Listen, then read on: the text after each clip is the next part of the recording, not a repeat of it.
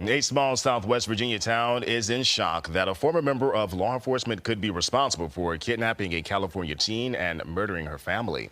Austin Edwards, who allegedly catfished a girl online, recently purchased a home in Saltville after he was hired by the Washington County Sheriff's Office. People living in the area say the former state trooper kept to himself. The guy who lived in front of him that I know, he said that he had a very strange presence, that the guy was very weird, creepy, kept in his house, he didn't get out a lot. He kept to himself, he really didn't have a lot to say. I actually invited him to have dinner with me and my family one night, and he politely declined. Never imagined anything like this, and was actually very, very happy to have an officer living behind me. I felt safe. It's believed Edwards set the family's home on fire after the murder. He was later killed in a shootout with police.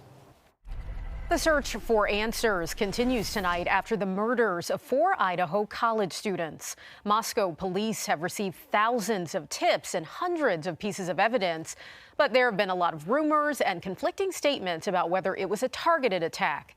There's also still no suspect or murder weapon, which is believed to be a fixed blade knife. I think that this is unprovoked violence, and that means that once the person is inside that residence, there was nothing those victims did to provoke this. So that person came into that crime scene intending to kill them.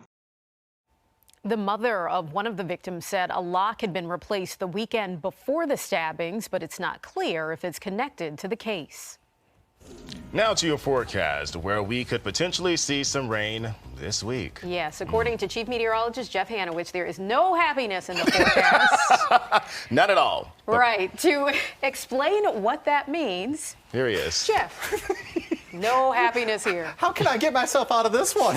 We're just going to give you the evil glare right now. And you're like, Clouds, rain, yeah, they're going to be around for us here through Friday. Boo. Carry on. Let's show you.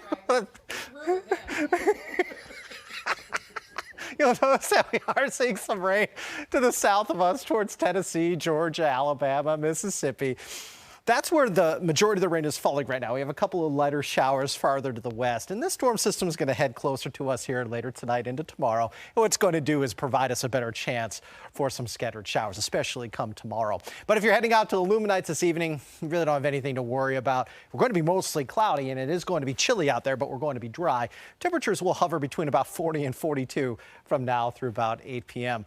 All right, let's talk about that rain and thunderstorm coverage here as we really start tonight and go throughout the rest of the week. It's just going to be scattered showers. It's going to be the type of storm system where it may rain for 3 hours, then you get a break for 5 hours, may rain for a couple of hours, and you may get a 3 to 4 hour break. That's kind of the setup we're looking at here for about the next 4 days or so. And with temperatures getting close to 70 in a couple of spots on Wednesday, a stray storm cannot 100% be ruled out, but most of what we see just going to be in the form of some scattered rain showers. Back to you. All right, thank you, Jeff. Government leaders from various levels of Virginia met over the weekend to preview the 2023 General Assembly. The collaboration is focused on environmental legislative action as some lawmakers push for investments in clean energy, and often state regulations stand in the way. The utilities micromanage that process. They're in charge of handing out allocations for energy efficiency projects, like getting better windows or appliances in your home. It'd be much better if we cut that red tape and unleash the opportunity to qualify for those state incentives to workers and companies all over the Commonwealth. The panel also discussed the importance of regional transit partnerships. There's some unfinished business in Decision 2022. Georgia is holding a Senate runoff tomorrow between Democrat Raphael Warnock and Republican Herschel Walker. They were the top 2 vote getters in November, but neither got a majority. That means that Warnock and Walker will be the only choices for voters. He was an amazing running back, and he will need those skills because come Tuesday, we're going to send him running back to Texas, where he actually lives. Most of his money comes from California or New York, don't even come from Georgia. Our president was in Massachusetts. He was campaigning for Senator Warnock, who lives in Georgia, because of the way Senator Warnock votes. He thought he was a Massachusetts senator. The single-day early voting record in Georgia has been broken 3 times in the past week for this runoff election.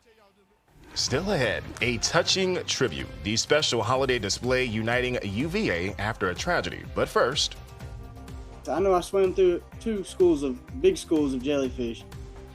That guy right there has the ultimate survival story. What he had to keep in mind after he fell off a cruise ship into the Gulf of Mexico.